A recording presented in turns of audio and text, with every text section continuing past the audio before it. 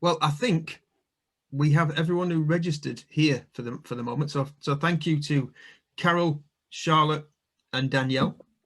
I know that Charlotte, in particular, you posed a question that you had on the Facebook, one of the Facebook groups that I posted it in. So I guess let's start with your question, Charlotte.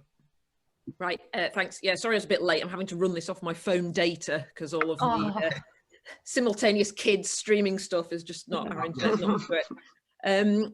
Yeah, my question was, I've done some sort of longer form videos. So first of all, my business is the Monkey Puzzle Tree, and I collaborate with fine artists to create unique wallpapers and fabrics. And I've done a few some like behind the scenes videos that show like the artist creating the work and the fabrics getting made in the factory and stuff. So they're like 5 minutes. And when I first did them, I sort of shared them. They got a few views. I put them on YouTube.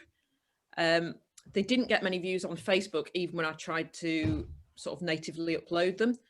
So now I haven't got that much new material because obviously I haven't been able to do much in lockdown. So I'm like, actually, a lot of people didn't see those videos. What's the best way to get them, kind of reshare them and get them back out there again? Okay. So you've got them, so you've got a YouTube channel. Yeah. And you've got them on YouTube already, yeah? Okay, so one of the first things that you can do on the YouTube channel is you can go back and refresh the content. So a really good tip that I found out the other day is you can refresh your content on there by changing the description and the title of the video potentially to do something like either relook at it again, give it a completely new title, or you could, let's say you were doing something about interior design trends, and I know it's not that, but if it was about that, you could add the year 2021 onto the end of the description, and somewhere inside the description as well, because that then almost like gives it a refresh. So if you're not getting your views on your YouTube channel, don't necessarily think that once you've done YouTube you just have to just leave it. You can go back and update it. So although you might not be updating the video itself, you can update your title, the description in the YouTube video, and maybe some of the tags as well. So you can update all that. So that's probably a really good thing to do. And maybe to go to YouTube and type into YouTube the searches that you want your video to be searched for, to be found for, and then update your video so that it matches against the people who are being found. So that's one of the first things I'd go back to, is back to your YouTube channel. Yeah, thanks, Richard. That's really helpful. I think the thing for me is that probably it's not the sort of video that's going to be found by people on YouTube. It's more like I want to get it out to my followers. Charlotte, So like my Instagram people and my Facebook people. do you have Instagram, Charlotte? Yeah. Yeah. I do this a lot with the music stuff. The best thing, music videos, 3 minutes. People often, you can post that all as one. Or what I do is chop it into sort of 1 minute sections basically, and have like clear 1 minute sections, and then I get multiple uploads from that one video. Plus I can drive people to the full length version wherever that is. So that's YouTube or Facebook, or even now on Reels or Instagram, IGTV. So when you upload it onto Instagram, are you doing that like as a square? No, I tend to do mine sort of zoomed out so you can actually get the full width. And can you do a full minute then on your main grid? Yeah, you can do a minute on your main grid. So I chop it into minute chunks, or kind of close to that. Obviously, if he stops talking at 50 seconds, that's a good point to cut it. So I do that to drive people towards the full length version. The great thing about that is you can do that then for as many different videos as you've got. So you're getting that video out there loads of times, but actually it's in various different forms. And then there's no reason why those 60-second chunks or whatever can't be then again put across Facebook and your other platforms, and again driving people towards the full version. So when you drive it towards you've got to put a link in the bio, presumably. Yeah, that's how I would do it. Less good for me, only because you want your website in there. Yeah, I kind of want my website in there, so that's. We'll put it full. Maybe start with what I would do personally is I would start and put them all up as full, on Reels, first of all. So you've got full length versions on Reels, plus they'll come up in your grid, or something comes up and says, You Right. can add it to your grid, yeah. so I always say yes. I always notice that nobody really, that they don't get a lot of likes at that point. But actually, when I then do the 1 minute chunks and say, go to Reels, or Right, go that's to really good wherever, idea. because it's literally just on the next screen for them. It's not like a big jump. Yeah, because I've not actually done a reel yet. I need to do that. So But you'll notice that your upload, so you're not the reel, the actual separate uploads that you do, they will get far more traction than the actual reel, but at least the reel is there to drive people towards it. That's how I do it on Instagram. And then those chunks can go up on Facebook too. Yeah. Right. So on Instagram, because Reels is new, they're really pushing it. So the more kind of they're advising to actually post at least 3 or 4 Reels a week if you can. Bit is the Reels, sorry, which bit of Instagram is the Reels? So Instagram have just added, God, they've added so many bits and pieces on it now. But when you post, so when you go to when you go to Instagram, instead of just kind of posting straight to your grid, you should see like a plus sign at the top of your Instagram as you log in. And when you press the plus, that gives you an option to either upload as a standard post, like you have been doing normally, your square post, a story, or a reel, or even an IGTV from all those same elements. Right. But like with most things, when a new feature comes out, they really want you to use that. So Reels, because it's new and it's kind of what it's their TikTok killer, if you like. They want you to use it, and so they reward people for using it. Cool. Sorry, Charlotte. And that is an option. Charlotte, I definitely meant IGTV, not Reels, because I think they're capped at 30 seconds. They're more of a TikTok thing, basically. It is. But you want the IGTV for what I was talking about. But yeah, so you can use the IGTV, but you can also do the same thing with chopping your videos for Reels as well. And that's the same. It's on Instagram. It's the same app. It's basically, if you upload a video that's longer than a minute, it will say, do you want to have a shorter version or a longer version? Choose longer version, and it will automatically upload to IGTV. Right. And you can do your 60-second clips just as a standard Instagram video, so to speak, on your grid. So what format do you upload? Are you like, when you do your little clips, are you editing them beforehand? Yeah, but just literally on, I mean, sometimes I do it on iMovie or whatever, but you can literally do it on your phone. So if I've got a 3-minute video on my phone, I'll just get it up on the iPhone and edit, make it shorter to trim it, I think it's called on the phone. Yeah, I think I've got a bit too bogged down in, because I had Premiere Pro and then it just got a bit too complicated. Definitely. Deleting that from my Mac, I had a dodgy Mac and it came with all that stuff, bit naughty. But the most freeing thing ever was just deleting Premiere Pro and being like, great, done, never have to look at that again. Yeah, I think you might be right. So it's key to do all these things. Again, one of the beauties about IGTV is you can, with IGTV, you can add a clickable URL. It's a weird part of Instagram that allows you can paste in an actual URL. So somebody comes from your video on IGTV and there is a URL they can click on. So that's really good. Again, using all these tools, like, just as kind of Chris said, you've got your 5-minute video, but chopping them up and maybe making a montage of those videos again, and then using them all in different places, uploading them natively to Facebook, to Twitter, to Instagram, to LinkedIn, to all those places, as well as on YouTube, and having those embedded, the YouTube ones embedded in your website as well.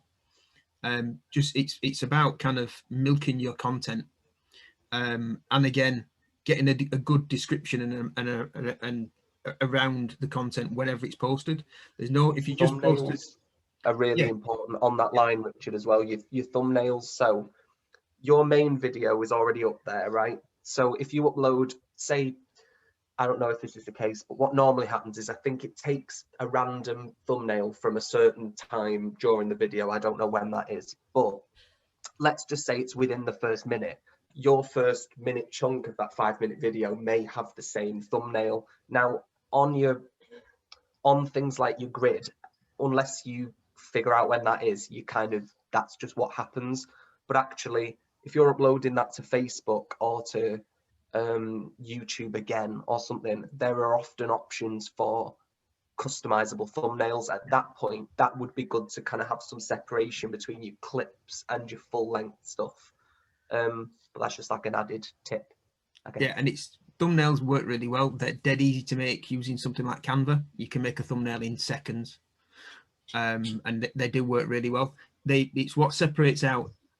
So my kids watch a lot of YouTube, a lot of kind of Lego stuff and kids making bits and pieces, but they all have their separate that separate front screen that doesn't really tie in with the video, but introduces the video as a static image, and that really helps you click through. Does anyone else have any tips for Charlotte on videos? I just quickly, I've noticed recently a lot of, when you mentioned about the links on Instagram, I've noticed a lot of people having Linktree. I was going to say this. Yeah. So you can link your Instagram page and your website on your, so if you click on your bio, it'll take you to Linktree, which will say your website or your YouTube page, and you can click either. It's just a way of having multiple links on one. Yeah. Yeah, I have been told that that's really bad for SEO. It's a little bit tricky because it goes through something else for your website. But a good way of using the same kind of idea can be to create, because it's Instagram, create a mobile friendly version, a mobile friendly new page on your website that's not part of your navigation, that just you can just click so that you can update it, so that when you're hang on, let me work out what I'm going to tell you. So it's like a link page on your website. Yes. Yeah. Yes, that's it. So you can update it yourself. It doesn't go anywhere else. All the traffic comes straight through to your website, but that mobile page, that mobile friendly page, contains whatever you want it to contain at that point. But it's hidden from your main navigation, Yeah. so it doesn't get in the way of everything else. It doesn't look a bit weird. It's just a special page you've got for Instagram. Yeah, that's a good idea, actually. Which is a nice, easy way of doing it. It keeps all your branding. You're not kind of sending it out anywhere else. You're still sending the traffic to your website, but then it's almost like a mini navigation for Instagram, if you like. And you can update it so that your bio link in your Instagram account never has to change. It's always monkey puzzle / Instagram navigation, or whatever you're going to call it. And then you just update that page every time you go, I've got a new sale on or a new whatever. You just update that one page to point to the page you want it to in your website, and there you go. Yeah, that's a really good idea. Thanks, Richard. You're welcome. Anyone else got any thoughts for Charlotte? All I would say is basically very, very similar to what you guys have said, but obviously on YouTube itself, I'd keep your videos as long as possible, because I think was it more like to the 10-minute mark where videos do better? So like the longer videos actually perform better on YouTube. So I wouldn't make them like really, really short if you're actually keeping them on there, but definitely for the other platforms. But yeah, that's just my little input. No, that's really good. So on YouTube, you're right. The more hours you get, the more viewers you'll start to get. So people they start to give you kind of, it's an indication from kind of monetization. Once you get like, I think it's 1,000 hours on your YouTube channel, it can start being monetized, and 1,000 subscribers as well, it can start being monetized because they see there's enough traffic at that point. YouTube do also have a new thing that they're starting to launch again to compete against TikTok and Instagram, is they've got a YouTube Shorts. So if you put hashtag shorts against it, you can put a really small video up, but it does need to be kind of part of your collection. If you do loads and loads of short videos, you kind of need a bit of the short and the long. It's a bit of a mixed message because they're all trying to fight against each other. But no, that's a very good point. That's a very good point, Sophie. Lovely. Okay, Charlotte, has that helped? Yeah, that's been really, really helpful. Thanks very much, Richard. Excellent. So, Carol and Danielle, do you have any questions? Go on, Carol. Danielle, do you want to go? I was just going to see if you had any other ideas for marketing activities that I could be doing basically for this year. So I've already got some stuff in mind and some stuff kind of planned or will be trying to do. So my business is business improvements and kind of business effectiveness, and I'm specifically trying to target companies that are in kind of environmental and sustainability industries. It's not where my professional background is, and I've had to try really hard over the last kind of 6 to 12 months to build up contacts, a network in that kind of industry. So my social media, both the stuff that I post and my engagement with other people's kind of pages, content, is slow progress, but I'm doing it. And so I've got some other stuff that I'm, like I say, I'm doing or I'm planning on doing, and I think I was just wondering whether you might have other ideas. So if I tell you what I'm doing maybe, and then you can see what. So obviously social media, so I use LinkedIn a lot because it's B2B, although I am finding that the leaders of some of the businesses that I want to engage with aren't necessarily actually on LinkedIn, probably just because they have a profile but don't look like they really use it, probably just because they're really busy. And actually I'm finding quite a lot of them are on Twitter instead, so I also use Twitter. Some of the businesses that I would like to kind of work with are manufacturers of like eco-friendly products and things, so some of those are actually on Instagram. So I have LinkedIn, Twitter and Instagram, which obviously is already starting to feel like a bit of a headache. And I do have a Facebook business account, but really only because I'm members of groups that I kind of use quite a bit, like the the NatWest Accelerator one and things like that. So I try and avoid Facebook as much as possible, to be honest, but occasionally the groups are kind of helpful.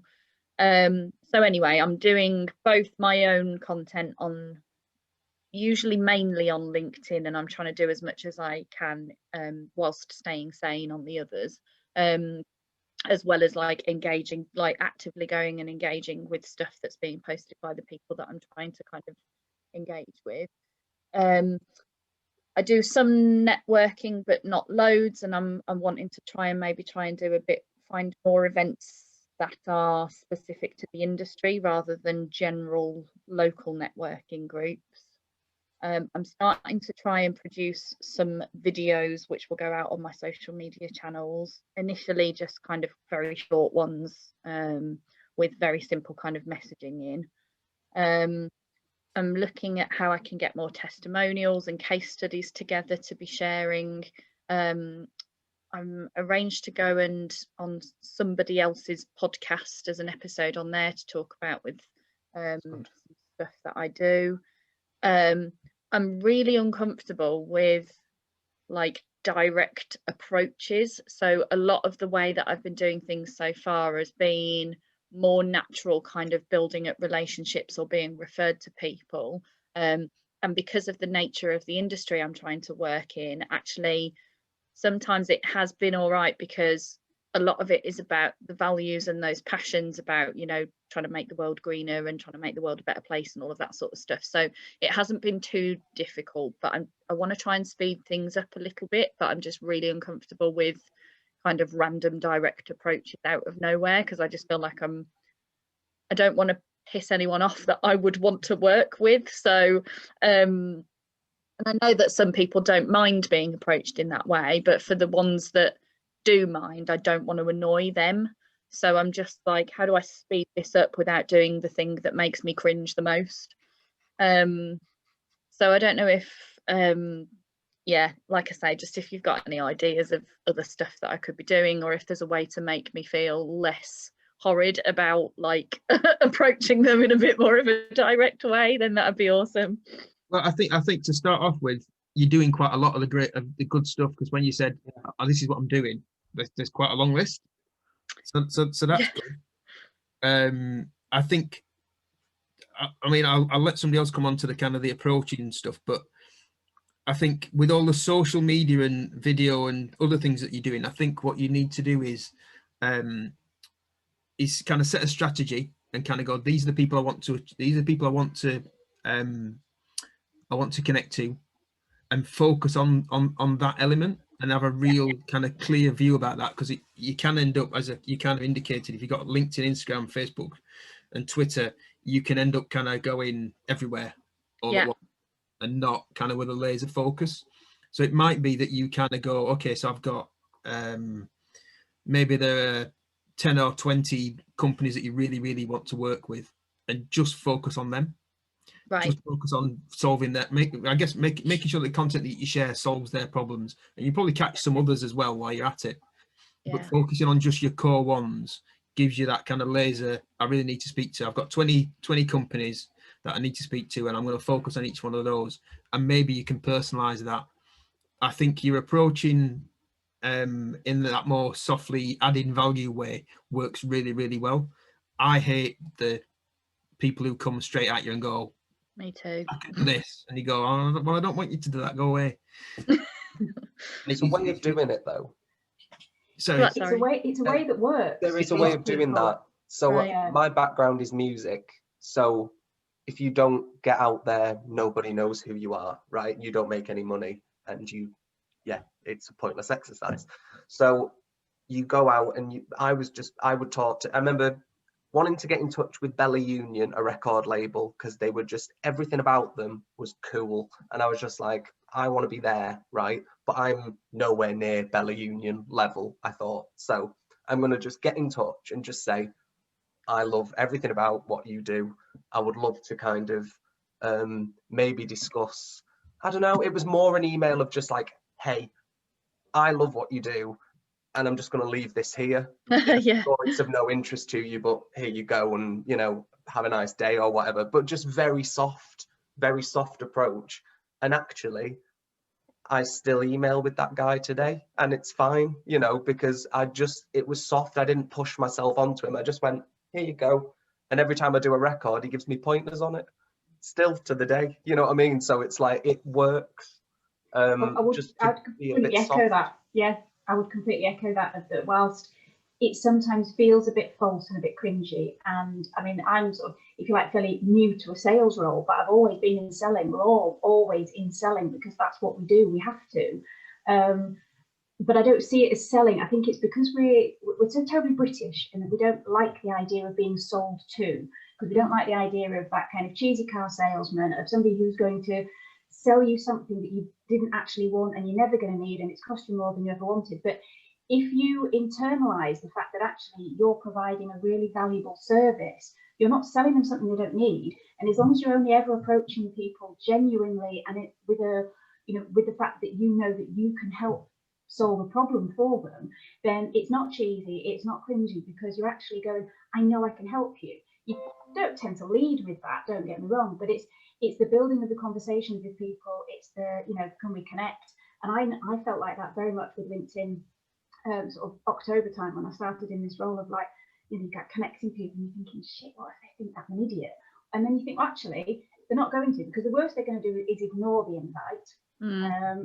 Most people will come back and, make some kind of a comment, or, because I know I make an effort. If somebody tries to make a connection with me on LinkedIn and it's not actually valuable for me, or it's not something I'm interested in, I do make the effort of contact, going back to them saying, thanks for the connection request, it's not right for me because, and most people are really, really welcome for that. And I think it's, if you do things because you can actually benefit their business, then it's not cringy at all. And that's where it comes down to choosing the audience, choosing the right people. Like Richard said, select a bunch of businesses that you know that you really want to work with, and you follow their pages. And don't forget, on LinkedIn, if you look at somebody's profile, LinkedIn tells them that you've looked at their profile. So you've already warmed it up a little bit there, because I know I go onto mine where it says this number of people have looked at your profile. So I go on there and I'm like, oh, who are you? What have you been? You've been looking at my profile, and I go, oh.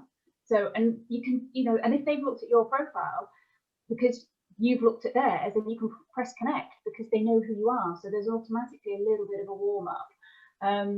But yeah, it's something that once you get a bit more confident in what you're actually doing and the ability and what you can achieve for these businesses, it won't feel cringy because you will know that you're actually creating a really good benefit for their business. It's the values-based thing. It needs discussion, and actually, because you are a commercial entity, you're more likely to get a response because it's another business passionate about the same things that I am. You're more likely it's gonna warrant a response, really, more than if you were just an individual sort of reaching out anyway. So the way I do it at the moment is connect with people, but actually I'd be interested on your views in this because I've heard different, but I connect with people but don't send a message because I just think anything I say is going to sound like, well, I don't think I can say anything that isn't going to sound cheesy, so I connect and then I will start then just to kind of engage with them generally and also hope that they're kind of seeing my content that I'm putting out there. And I know that, like Richard says, when somebody connects and then messages you straight away with a out and out sales pitch and you just go, oh no.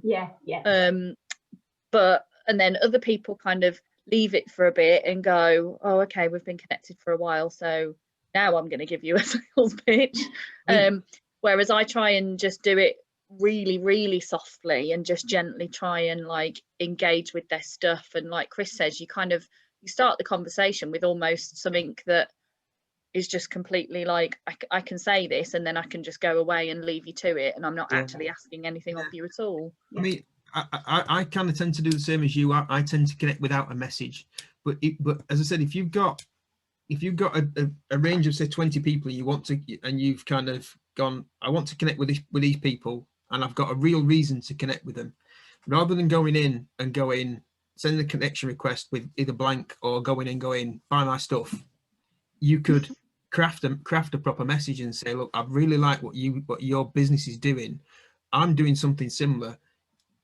And maybe ask them a question and go, how did you do that bit? Or what did this certain thing? And because people like to be asked questions, they like to talk. Like a normal conversation, you wouldn't meet somebody at a networking event and run up with them with a business card and go, buy my stuff, and then run away again. You'd go, you actually can't fake that genuine writing thing either. So I can always tell when somebody's written a piece to try and seem like that, but really it's just a blatant thing. I mean, I know I'm a copywriter, but you can smell it a mile away from the first line. But actually, if it's genuine, you can't. It shows. So yeah, it's one of those things. So I'm using LinkedIn at the minute to try and find people for my webinar. So I've reached out to a couple of people that I don't really have much of a connection with, but I know that they're the kind of people I want on the webinar. So I've basically reached out and gone, hi, I'd really like to come on my webinar. It only takes like an hour, and I think you'd be great on it because you're the right person. You've got this experience, that experience, and so you send those messages out, and then you kind of leave it. And if they don't respond, then they don't respond. Nobody's died. It's fine. But if the message is genuine and crafted and written genuinely, that a genuine interest, I would have said 70% of those people will respond. And even if they don't respond that time, they'll park it in their consciousness, and then they'll be looking for your content to come up. So for me, it's just about being a normal person and not doing that kind of buy this stuff because people hate it. It's about how would you speak to somebody if you met them? I know we can't now, but if you met them at a networking or you met them at a bar or wherever, you'd speak to them in a normal way and you go, oh, that's really interesting what you do. Tell me more about your factory or whatever it is that you want to do. You wouldn't go up to them and say, buy this, because it's just not normal. But I'd also say, if they don't respond and they don't get back to you, don't take it as a personal rejection. They're not rejecting you as a person. And I know that is really, really difficult. They are not rejecting you. No, they're not. They're just, I'm joking. Your particular concept is not something that they are interested in or have space in their business for at this point right in time. now. Yeah, totally. Actually, half the time it doesn't even mean that. It means they haven't read it. So actually, what you can do is you can genuinely, the amount of responses Even less I've had, offensive. oh, thanks for sending that 20 times, Chris. I knew I wanted to get round to it. And then you get your response and you're like, there you go. But it's not a personal rejection. That is something that, and it is very difficult to take that on board, especially as we all have our names on everything, and it is all about, you know, everyone's talking about being authentic and putting yourself into it, and you put yourself into it, and then somebody says, actually, I don't want that. And so you kind of go, oh, that means they don't want me, but it doesn't, and it really doesn't. In the same, I suppose, think of it, if somebody were to send you a connection request, and you could tell that they put everything into it, but actually it's just not right for you at this point in time, and you say, no, you know, it's just not for me, that particular thing, not that person. Awesome, thank you. Thank you. So I think overall you've got a lot of stuff in the right direction. I think it's working out a strategy, and then with your content plan, which you've kind of outlined, put it into a content plan. What we do is we do like a 12-month plan I've got make it down to 3 months and then a month, and then you know what you're going to do, rather than going, oh, I've just got to tell everybody everything all at once, which is just not possible.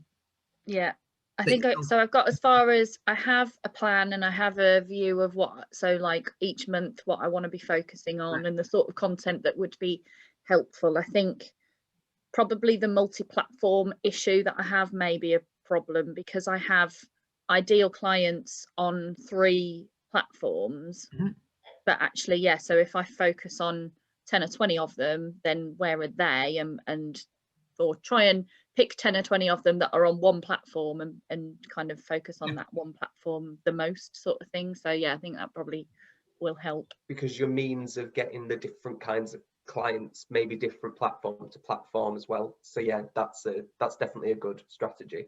Charlotte, you were going to hang on, sorry.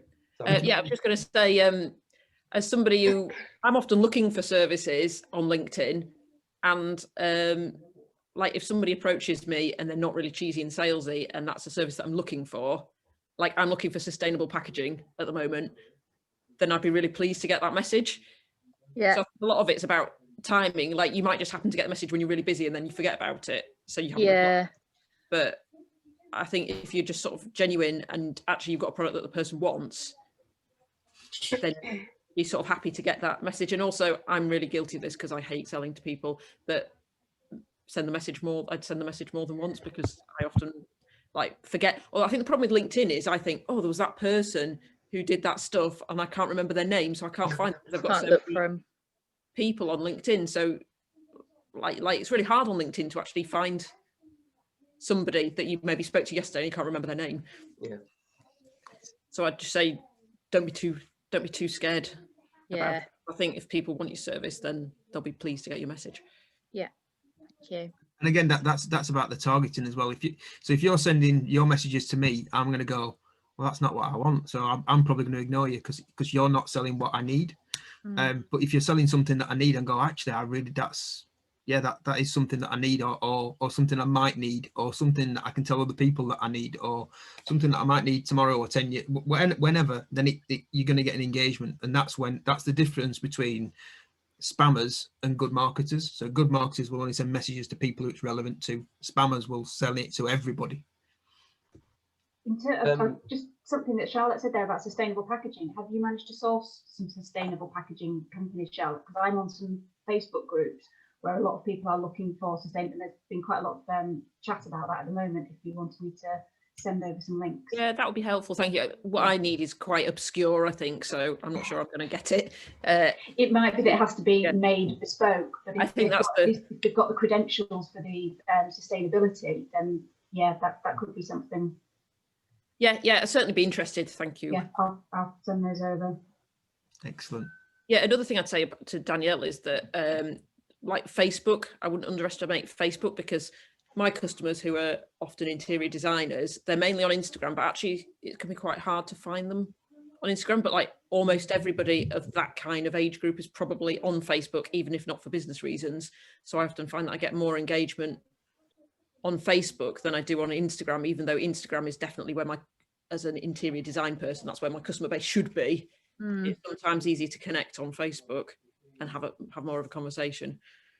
Yeah, and I would definitely take advantage of the different groups that you're in as well, especially for the kind of industry that you want in, because people love to just start on a thread and just chat about stuff. So it's definitely useful if you just reply to someone else's post on there or whatever. Definitely wouldn't underestimate the groups on Facebook. Danielle, the podcast stuff as well, like more of that if you can find it, and also some kind of publications, maybe some PR potentially could put you under the nose of the right people. Reddit maybe, for, you know, kind of more forum-y kind of stuff, because it's sort of community led. Maybe that's a thing too, but certainly the podcast world, publications in that, you know, get more into that for sure, because that's what a great opportunity, first of all, that you've got that lined up. Brilliant. Yes, thank you. Lovely. So our other caller is Carol. Hello. Hi, Carol. Basically quite general. Throughout lockdown, as we're back in lockdown, we're not getting out of it anytime soon. Obviously, my industry, dealing with elderly and disabled, is one of the hardest hit. How can I grow my client base in the current climate when actually, because in the past I've gotten traction from the old school way of sending leaflets in the post, but now obviously that is a very expensive way to do it when you know not many people are going to be able to have you come to their home. So I'm now looking at growing an online audience, doing Zoom shows, putting together videos on YouTube and things. How can I actually grow my audience and get that traction, get people to actually book something when they might not have ever been a client of mine before? Okay, so just really briefly, Carol, just for the benefit of everyone on the call, just give us just really briefly what is it I know what you do, but just for everyone else. Yeah, I provide entertainment for the elderly and disabled in care settings, care homes, day centres, which are not open at the moment, sheltered accommodation. Obviously, sheltered accommodation, even because they live in their own separate flats, they can't come down to a communal area to congregate for a show either. So you're really talking about care homes, providing stimulating shows. So now I'm doing them online, I'm recording them at home and stuff. So yeah, it's trying to get people to, I know that when I've done them, they go down so well that people rebook, but I need more of them because they're very few and far between from my own client base. Okay, thank you. So anyone want to jump in on that? Immediately, I'm just thinking network, as in like, not as in get out there and network, as in like a network of these care homes, obviously, because of my grandma's in a care home, and I can almost guarantee that the owners aren't on LinkedIn because of the kind of environment it is. Are you finding that's the case, that they're not on LinkedIn? A lot of them have Facebook pages now, and I'm a member of a lot of Facebook groups to deal with care homes and activity coordinators and entertainment and things. But of course, the market is flooded with lots of people doing similar, although different.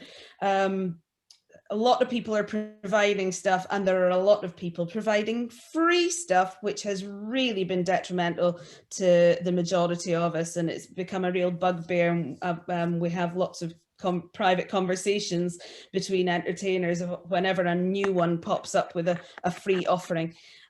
People who used to work in theatre and pubs and clubs are going, oh, I can do this, do a really good thing for people and give them some entertainment, not realizing that it's ripping the money out of the people that actually did this for a living.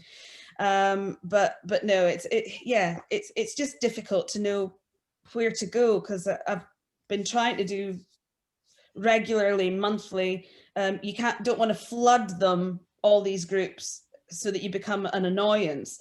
So monthly I put out another little advert, and because there are so many people doing it, it's just difficult. How can I make myself different? How can I stand out? Because I know what I do is better than don't want bigging myself up, but it is better than the majority of people. When people actually have it, they realize the difference. But how do they, so in the care homes at the moment, have they been allowed to go to like a communal room to watch it very much depends. Some care homes, yes. If they have no COVID, then yes, they can gather, because they're classed as one home. It is one house. Because I was thinking, like, straight away in my head, maybe offering it as more of like an experience. Like, have you seen the stuff on social media for like the outdoor cinema sort of vibe? So like, Sure. so like with the projector and the big screen and stuff like that, so like people aren't just watching it on like a small TV screen, and like they can make it a bit more of an experience than just sitting at home almost watching a YouTube video, you know. Sure. Just might be a bit of a different way of doing things. And even if it meant maybe you had to get the package together and like you would provide the projector or whatever, I don't know, I just feel like it might set you apart a little bit. That's an interesting point. Is could you add more value, and that would add the value in the cost that you need to charge them by doing something like, I don't know, because I know you do kind of a lot of 1940s and 50s entertainment. So is there something that you could say, right, so when you book me, we'll send a package into the home. They still watch you on a screen, however it is, but there's some sort of package that goes into the home that has something, I don't know, that has like ration cards, or I'm thinking off the top of my head now, but almost it'll make it more of an experience as well. Something that adds that more experience, because I think Sure. it's like, I know it's different, but things that we've come across already are things like a rum festival in Leeds that obviously couldn't run the physical rum festival anymore, so they ran it all virtually online. So you book your ticket, and then the rums arrive in your home, and then you have a virtual, you've got the rum at home, and you try the rum at home while the event is going on online. Yeah.